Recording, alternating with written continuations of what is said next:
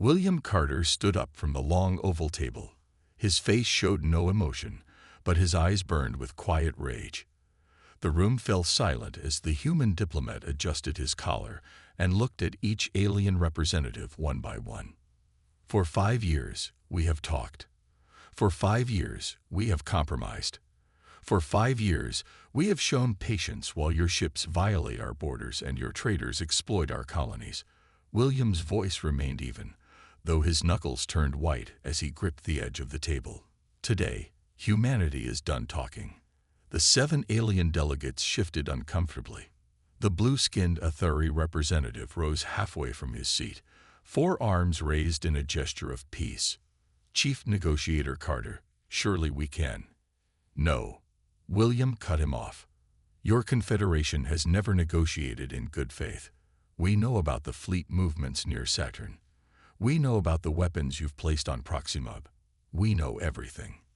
Lieutenant Samantha Riley watched from the back of the room, her hand resting near her sidearm out of habit. Her communication device vibrated silently against her wrist. She glanced down to see the message. XXODUS Protokyovala activated. The reptilian Drelani delegate hissed, "You humans are making a terrible mistake. The Confederation protects 26 species across 300 systems. Your handful of colonies cannot stand alone." William smiled for the first time in weeks. "We don't intend to." He nodded to Samantha, who stepped forward. Together, they walked toward the exit while the room erupted into alarmed chatter. The tall, insectoid Centauri representative rushed to block their path. The treaty requires 60 days' notice before. "Read Section 12 again," William said as he brushed past the alien. "In case of bad faith or imminent threat, immediate withdrawal is permitted. Consider this our notice." As the humans left the Grand Chamber, the Confederation Security Chief, Vexlar, entered through a side door. The gray-skinned alien's 6 eyes blinked rapidly, a sign of extreme stress in his species. "They're actually leaving," the Athari delegate said. "After all this time." Vexlar slammed his 3-fingered hand on the table. "You fools. You have no idea what you've done." The Drelani rose to his full height, nearly 7 feet of armored scales and pride. "They are just humans. Primitive. Emotional. Weak." "No," Vexlar said. His voice dropped to a whisper. "I've studied them for decades. They are unlike any species we've encountered. When the Morave threatened their colonies, humans didn't surrender. They developed faster-than-light weapons in just 8 years. When the plague struck Earth, they cured it in months while continuing to fight 3 separate wars." "What are you saying?" asked the Centauri. "I'm saying humans don't negotiate because they need to. They negotiate because they choose to." Vexlar's eyes fixed on the closed door, and now they've chosen differently. William and Samantha strode quickly through the gleaming corridors of Proxima Station. Other human staff joined them, moving with purpose toward their ship. "Did you see their faces?" Samantha asked quietly. William nodded. "They never believed we would actually leave." "What happens now, sir?" "Now we follow the plan." William's communicator lit up with a secure transmission from Earth. "Admiral Pierce is mobilizing the fleet. Dr. Sanchez has finished the shield upgrades. We've been preparing for this day for 3 years." As they reached the docking bay, William paused to look back at the magnificent station, the pride of the Confederation and symbol of its power. "Sir," Samantha said, checking her device, "all human personnel are accounted for. We're ready to depart." William took one last look. "For the record, Lieutenant, I did try for peace." "Yes, sir, we all did." They boarded their ship, the airlock sealing behind them with a final hiss. Within minutes, they detached from the station. As the stars stretched into lines around them, William thought about the message that was now being sent to every human colony and outpost across the galaxy. Peace talks have failed. Exodus Protocol is active. The Confederation has made its choice. Now they will face ours. 3 months passed. The human worlds went quiet. Too quiet. Admiral Franklin Pierce stood before the massive display screen in the Luna Command Center. Blue dots representing Earth ships moved into position throughout the solar system. Their number had tripled since the peace talks ended. "Status report," Pierce said, his voice deep and steady. A young officer approached with a tablet. "All fleets are at ready status, sir. The Jupiter shipyards have completed the last 5 destroyers ahead of schedule." Pierce nodded. "And the Mars defense grid? Online and at full power. The new shield generators are performing better than expected." Outside the windows of the command center, Pierce could see shuttles racing across the lunar surface. Bunkers were being stocked. Weapons were being moved. Soldiers were being trained. Earth was preparing for war, but doing so in near-complete radio silence. Across the solar system, on a hidden base within Saturn's rings, Dr. Olivia Sanchez watched her team install the final components of the prototype shield generator. This wasn't like the defensive shields that human ships had used for decades. This was something new, something that could change everything. "Power it up," she ordered, pushing her glasses up on her nose. The device hummed to life, creating a small bubble of shimmering energy. An assistant fired a standard laser weapon at the shield. The beam disappeared into the energy field with no effect. "Now try the Confederation plasma cannon we captured," Olivia said. The assistant changed weapons and fired again. The purple beam of alien technology, far more advanced than human weapons just a few years ago, struck the shield and dissipated completely. Olivia smiled. "It works. Send word to Admiral Pierce. Project Bulwark is ready." Aboard the newly commissioned warship HSS Defiance, Captain Jason Briggs broke the seal on his orders. The document inside was simple and clear. The ship would proceed to the edge of human space and wait. When the signal came, they would move into Confederation territory using a route that avoided all known patrol paths. Jason looked around at his crew, all busy at their stations. None of them had families with them. All personal leaves had been canceled months ago. Everyone knew something big was coming. "Navigation," he called out. "Plot a course to Sigma Station. Maximum stealth protocols." Deep in Confederation space, the ruling council gathered in emergency session. The Drelleni representative pounded his scaled fist on the table. "The humans are preparing for war. We must strike first, while we still can." The Aetheri leader's forearms moved in a calming gesture. "We have no proof. Our intelligence reports only show increased activity within their borders. Perhaps they are simply. They are building warships." The Drelleni interrupted. "Our spy drones have captured images of at least 30 new vessels. We should destroy them now, before they are fully armed." Vexlar, the intelligence chief, entered the chamber and took his place at the table. "The situation is worse than you think," he said quietly. "Human industrial output has increased by 300%. Their military training facilities are operating at maximum capacity. And most concerning of all, we have detected no communications between their worlds. They are using courier ships instead." "Why is that concerning?" asked the Zentari representative. "Because," Vexlar replied, "it means they know we are listening." In a small cafe on Proxima Station, Lisa Carpenter sipped her drink while appearing to read a news tablet. She looked like any other trader passing through, except she wasn't. Her real job was to gather intelligence for Earth. She watched as a group of Confederation officials entered the cafe, too busy arguing to notice her. She adjusted her hearing device to pick up their conversation. "Absolutely certain," one was saying. "The resource harvest of Earth was always the final plan. Humans are too dangerous to be allowed to develop further, but their planet is too valuable to destroy." Lisa kept her face neutral as she recorded every word. So the peace talks had been a sham from the beginning. The Confederation had never intended to treat humans as equals. She finished her drink and walked casually toward the exit. She needed to get this information to Earth immediately. What she had just heard would remove any doubt about humanity's chosen path. War was coming.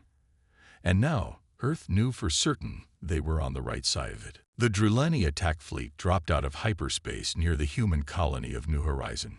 20 warships, their hulls covered in bony plates that resembled their reptilian creators, moved toward the blue-green planet. They had come without the approval of the full Confederation Council. The Druleni had decided to act on their own. No defense grid detected. The Druleni commander said with satisfaction. No orbital platforms. Pitiful humans. On the surface of New Horizon, emergency alarms blared through the streets and buildings. Colony Governor Peter Simmons stood in the control center beneath the main city, watching as red dots appeared on the large display screen. They took the bait, he said calmly. Exactly as Admiral Pierce predicted. His second-in-command looked nervous. "Sir, should we begin the evacuation?" Peter shook his head. "No. Order all civilians to the shelters. It's time to show the Confederation what humans can do." He placed his hand on a scanner. The computer verified his identity. Defense grid activation authorized. An automated voice announced. Across the seemingly peaceful farming colony, hidden panels slid open in the ground. Massive gun turrets rose from beneath fields of wheat and corn. Missile silos appeared where there had been only parks. A shimmering energy field began to form in the upper atmosphere. In space, the Druleni commander was the first to notice. "What is that?" Scan the planet again. Before his crew could answer, the first wave of missiles launched from the surface. Hundreds of them, far more than a small colony should have been able to produce. The Druleni ships fired desperately, destroying many missiles, but not all. The first human warhead struck a Druleni cruiser. Instead of exploding, it released a cloud of tiny robots that attached to the ship's hull.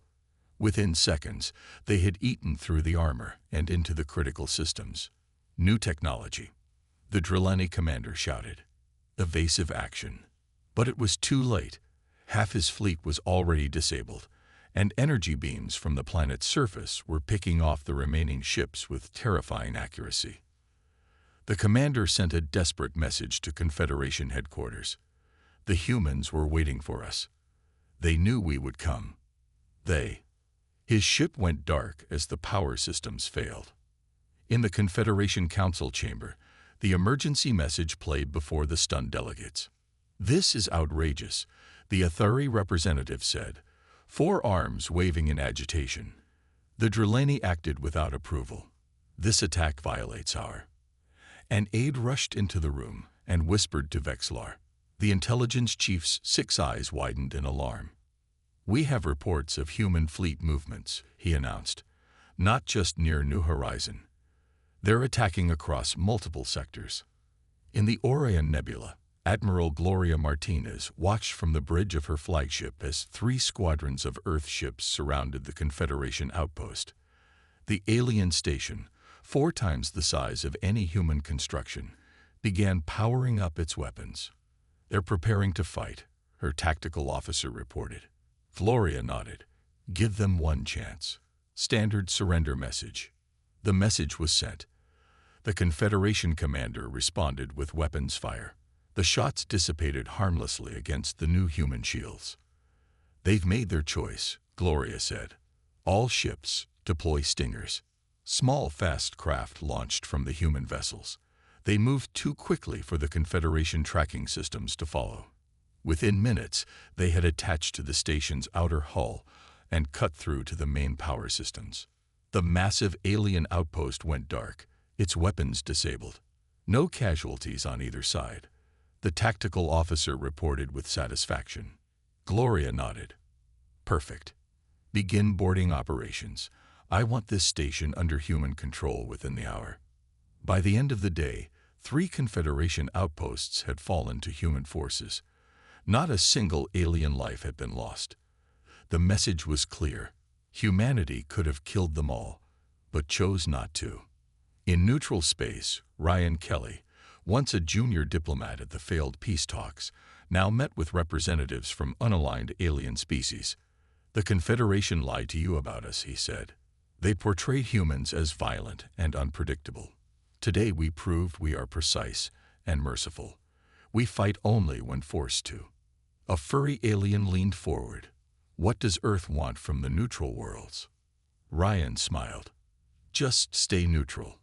What happens next is between humanity and the Confederation. Word spread quickly through the galaxy. The humans were winning. And they weren't the monsters everyone had been led to believe. 6 months into the conflict, the full extent of human technology shocked the galaxy. What had seemed like lucky victories now revealed themselves as carefully planned demonstrations of power. In a secure facility orbiting Jupiter, Engineer Daniel Wright stood before an audience of military leaders.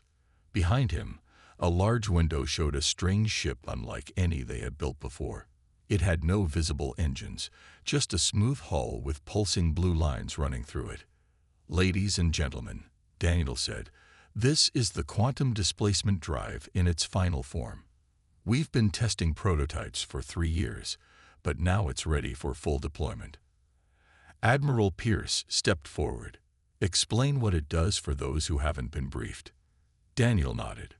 "In simple terms, it allows a ship to disappear from one point in space and appear at another instantly.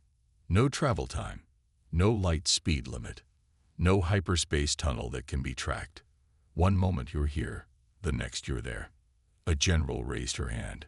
"The Confederation doesn't have anything like this." "Not even clothes," Daniel replied.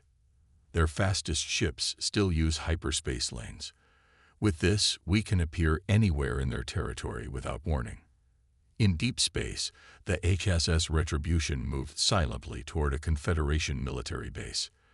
Captain Nicole Delgado watched the alien ships patrol around their station, unaware of the human vessel approaching. "Weapons status?" she asked. "Starburst system is charged and ready, Captain," her weapons officer replied. Nicole took a deep breath. This would be the first combat use of the new weapon. Target their central power core. Minimal setting. We want to disable, not destroy. Target locked. Fire. A small star-shaped pulse of energy shot from the human ship. It hit the Confederation base and then split into dozens of smaller pulses that spread throughout the structure. Each pulse disrupted electronic systems without causing physical damage. The alien base went dark. Its weapons powered down. Its shields failed. Even its life support switched to emergency backup. Nicole opened a communication channel. "Confederation Base Theta. This is Captain Delgado of Earth. Your systems are temporarily disabled. We could have destroyed you but chose not to. Power will return in 12 hours. Consider this a demonstration of human technology and mercy." On the Confederation homeworld, their top scientists met in emergency session. Displays showed recordings of human ships appearing out of nowhere, weapons that could disable without destroying, and shields that nothing could penetrate. "How is this possible?" demanded the Athuri leader. "Humans were barely space-capable a century ago." An old scientist shuffled to the center of the room. "They lied to us," he said simply. "All these years in the peace talks, they showed us only what they wanted us to see." In his laboratory on Mars, Dr. Kevin Walsh explained this very strategy to a group of reporters. "The Confederation thought we were sharing all our advances during the negotiations," he said with a slight smile. "But we kept our best work hidden. We knew they weren't being honest with us, so we weren't honest with them." He gestured to a wall of medals and awards. "I won the Global Science Prize for developing improved fusion reactors. What no one knew was that I had already created something 10 times more efficient that we kept secret." One reporter looked troubled. "So the peace talks were just a show?" "No," Kevin said firmly. "We genuinely wanted peace, but we prepared for war, just in case. And it's good that we did." On the neutral world of Centauri Prime, a secret meeting took place. Representatives of the Athuri, the most technologically advanced Confederation species, requested a private audience with human diplomats. "We wish to discuss terms," the lead Athuri said, its 4 arms placed in a gesture of submission, separate from the rest of the Confederation. The human ambassador nodded. "We're listening."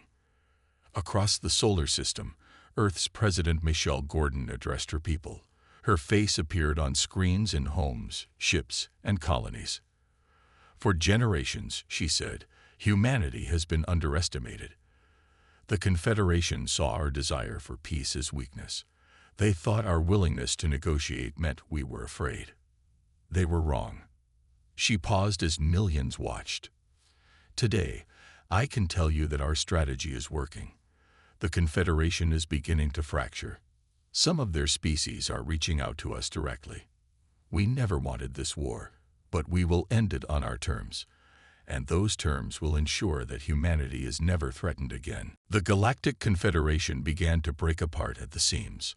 After 9 months of conflict, several member species no longer believed victory was possible against the humans.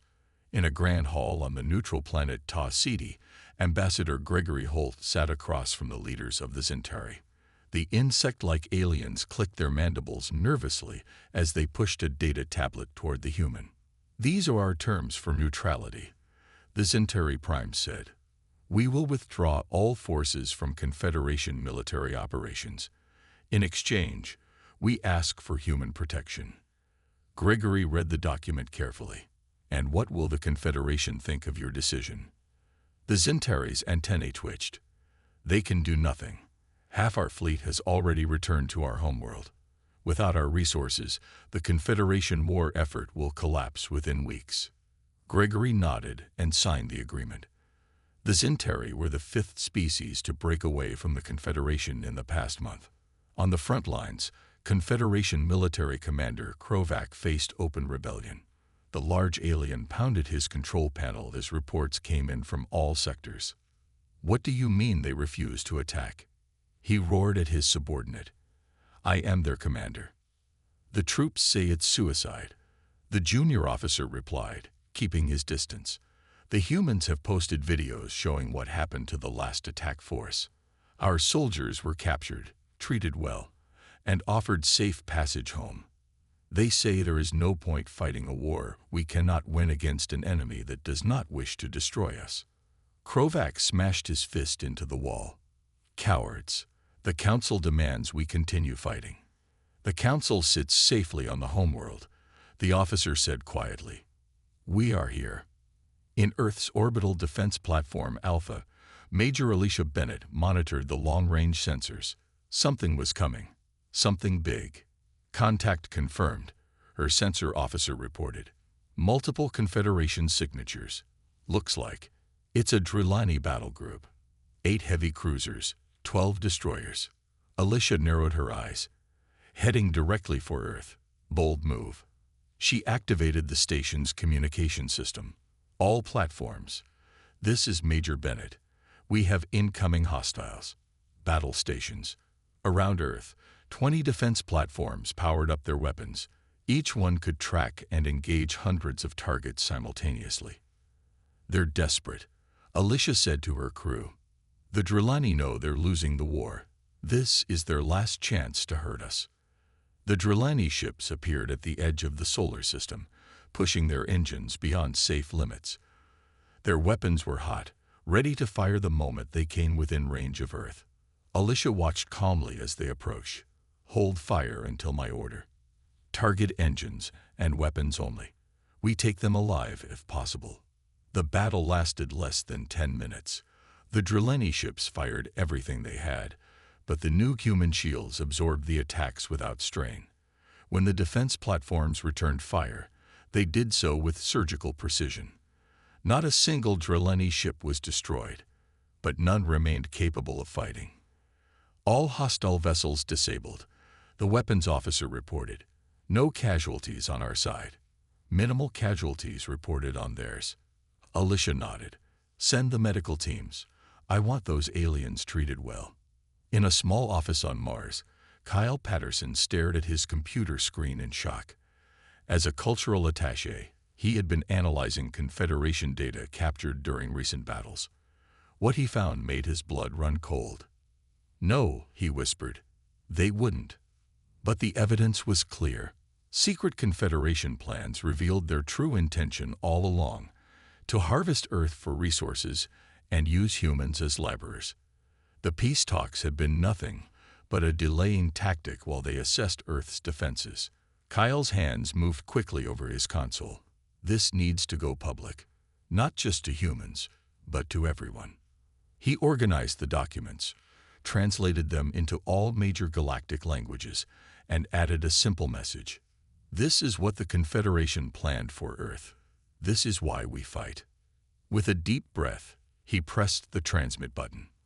The broadcast went out on all frequencies, to every corner of the galaxy. Even Confederation citizens would see the truth about their leadership. In less than an hour, protests erupted on a dozen Confederation worlds. Their own people demanded answers. The carefully constructed narrative about dangerous, aggressive humans collapsed in the face of undeniable evidence.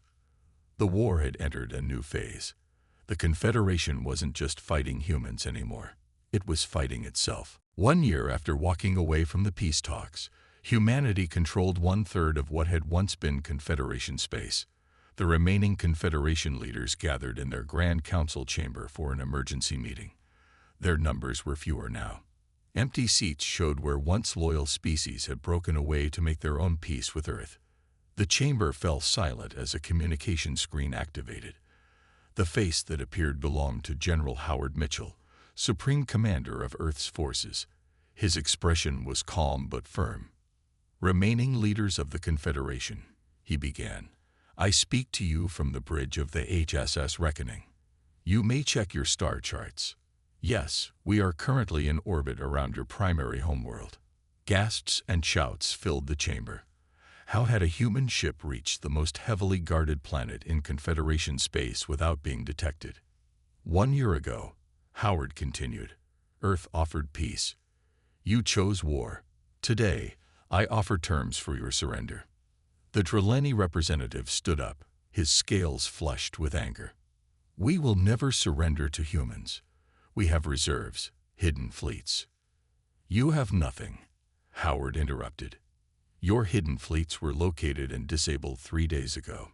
Your secret weapon facilities are under human control. Your supply lines are cut. He paused to let this sink in. These are our terms. The Confederation, in its current form, will be dissolved. Each species will retain sovereignty over their homeworlds and colonies. No reparations will be demanded. No territory will be permanently occupied. A new galactic council will be formed where all species, including humans, have equal standing. The Athuri leader spoke up. And if we refuse? Howard's expression didn't change.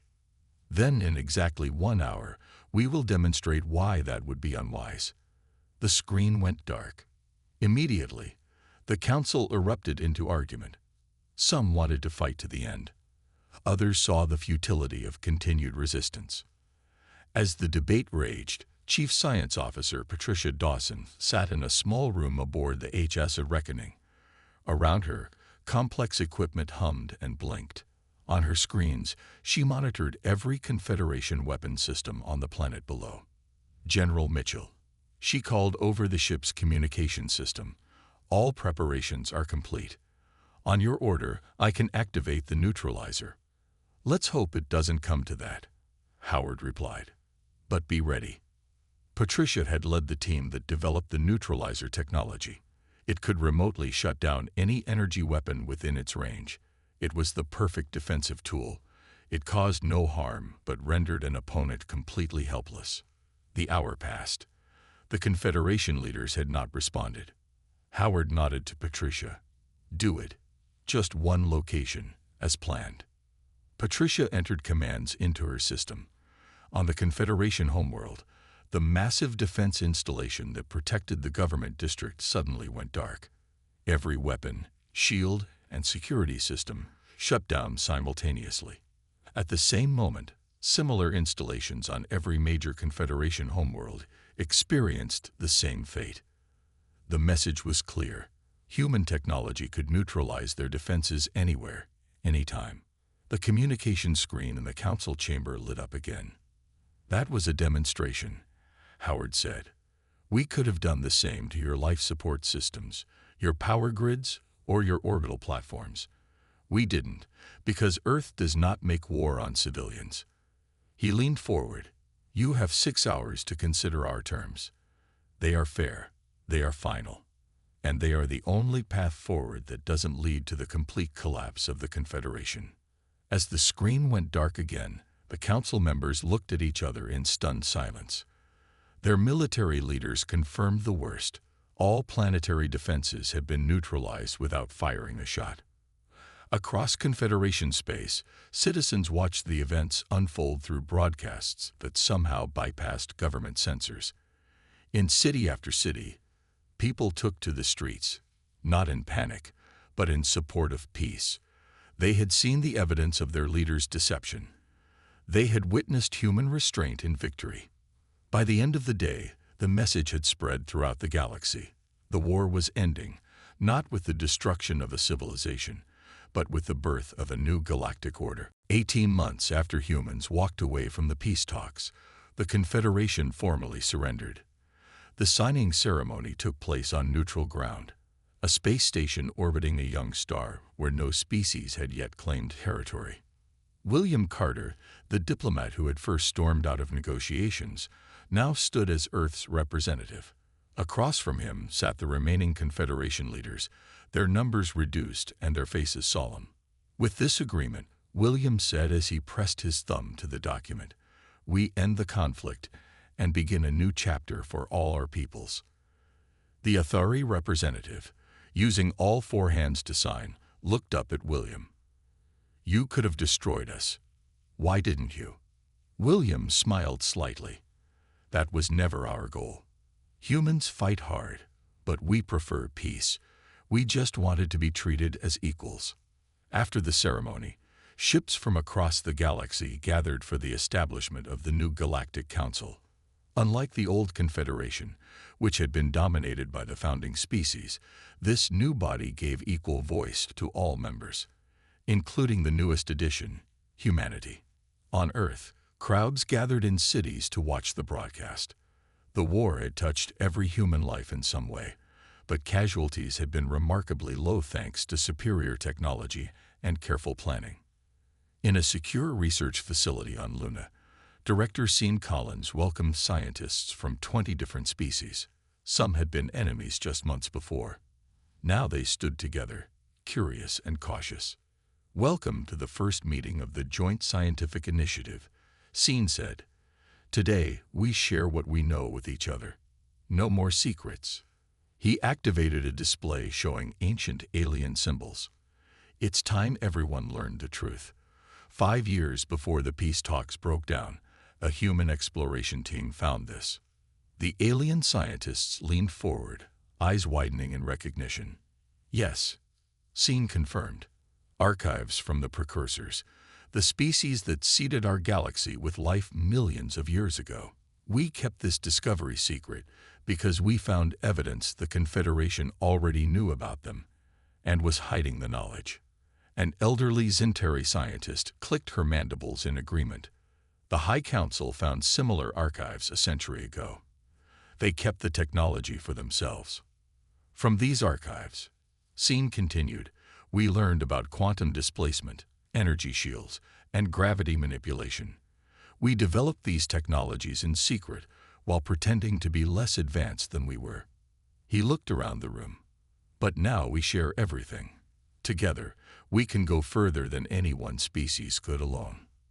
In the new council chambers, President Michelle Gordon addressed the gathered representatives. The circular room had no head table, no elevated positions. All seats were equal. "The war is over," she said. "Now we must ensure it never happens again. Not through fear, but through cooperation." She gestured to the former Confederation worlds. "Your people are not our enemies. They never were. Your leaders chose a path of deception and planned domination. Those responsible will face justice, but we hold no grudge against your civilizations." The former Drellani commander, now his species representative, stood. "Why are humans so forgiving after what we plan to do to your world?" Admiral Pierce, standing beside the president, answered, "Because holding grudges doesn't advance anybody. Justice is necessary, but vengeance is pointless." Michelle nodded. "Besides, we got what we wanted. recognition as equals and protection for our worlds. 6 months later, a memorial was dedicated on Proxima Station, the place where it all began. It listed the names of all who had died in the conflict, from all species. Beside it stood a simple plaque with words in multiple languages. Peace is not merely the absence of war, but the presence of justice and mutual respect. May we never forget this lesson. William Carter touched the plaque gently. Lieutenant Samantha Riley, now promoted to captain, stood beside him. "Was it worth it?" she asked quietly. William looked out at the gathered crowd, humans and aliens standing together as equals. "Look around," he said. "For the first time, humans stand as partners in the galaxy, not potential servants or victims. Yes, it was worth it." He smiled as a group of children, human and alien, played together nearby. And the best part is, the next generation won't have to fight for their place in the stars. We've already won it for them.